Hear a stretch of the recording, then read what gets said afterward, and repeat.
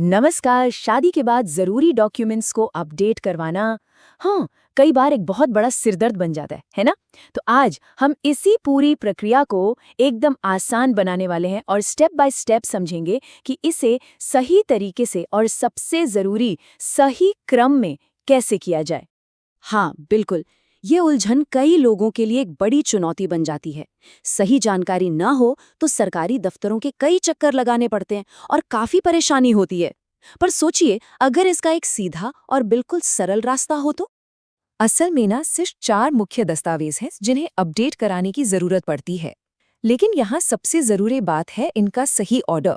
अगर इन्हें सही क्रम में अपडेट कराया जाए तो पूरा प्रोसेस बेहद आसान हो जाता है। तो चलिए मिलकर इस पहेली को सुलझाते हैं। तो इस पूरे प्रोसेस में हमारा सबसे पहला और सबसे अहम कदम है विवाह प्रमाण पत्र, यानी कि मैरिज सर्टिफिकेट। सच कहूं तो यही वो बुनियाद है जिस पर आगे की पूरी प्रक्रिया टिकी हुई है। इस बात को गांठ बांध लेना बहुत जरूरी है। बाकी किसी भी डॉक्यूमेंट में कोई भी बदलाव तभी संभव है जब मैरिज सर्टिफिकेट हाथ में हो। इसलिए किसी भी और काम से पहले इस सर्टिफिकेट को बनवाना ही पहली प्राथमिकता होनी चाहिए। अच्छा, तो एक बार मैरिज सर्टिफिकेट हाथ में आ गया तो हमारा दूसरा कदम है आधार कार्ड को अपडेट करवाना। इसमें करना क्या होता है? मुख्य रूप से नया पता और पति का नाम जुड़वाना होता है। और देखिए, इसके लिए एक बहुत ही आसान ऑनलाइन तरीका भी है, HOF यानी head of family based update.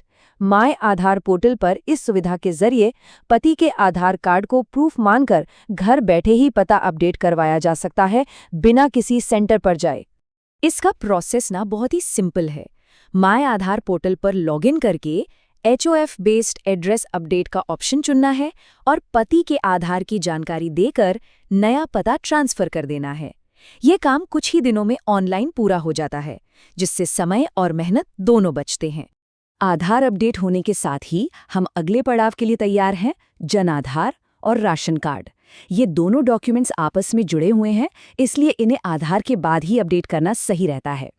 अब देखिए, जन आधार के मामले में 2 सिचुएशन हो सकती हैं। अगर महिला का नाम पहले से अपने पीहर के जन आधार कार्ड में है तो मैरिज सर्टिफिकेट दिखाकर उन्हें ससुराल के कार्ड में आसानी से ट्रांसफर किया जा सकता है। और अगर उनका नाम पहले से किसी कार्ड में नहीं है या वो राजस्थान से बाहर की हैं, तो उन्हें ससुराल के जन आधार कार्ड में एक नए सदस्य के तौर पर जोड़ दिया जाता है।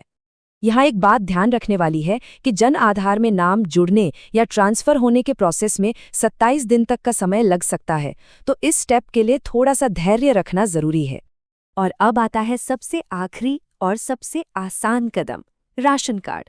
जैसे ही जन आधार अपडेट होता है, सदस्य का नाम जन आधार के डेटा से अपने आप ही राशन कार्ड में ट्रांसफर हो जाता है। मतलब यहाँ कोई अलग से मेहनत करने की जरूरत ही नहीं पड़ती। तो चलिए अब इस पूरी जानकारी के सबसे जरूरी हिस्से को एक बार फिर से देख लेते हैं।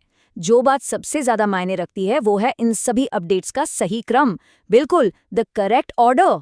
ये है पूरी प्रक्रिया का सार। सबसे पहले मैरिज सर्टिफिकेट, फिर आधार कार्ड, उसके बाद जन आधार कार्ड और अंत में राशन कार्ड। अगर इस क्रम को फॉलो किया जाए तो किसी भी तरह की परेशानी का सवाल ही नहीं उठता। तो ये साफ है कि सही जानकारी और सही क्रम के साथ जो प्रक्रिया जटिल और थका देने वाली लगती है, वो असल में कितनी सरल हो सकती है। अब सोचने वाली बात यह है कि भविष्य में ऐसी प्रक्रियाओं को और कितना आसान और सुलभ बनाया जा सकता है।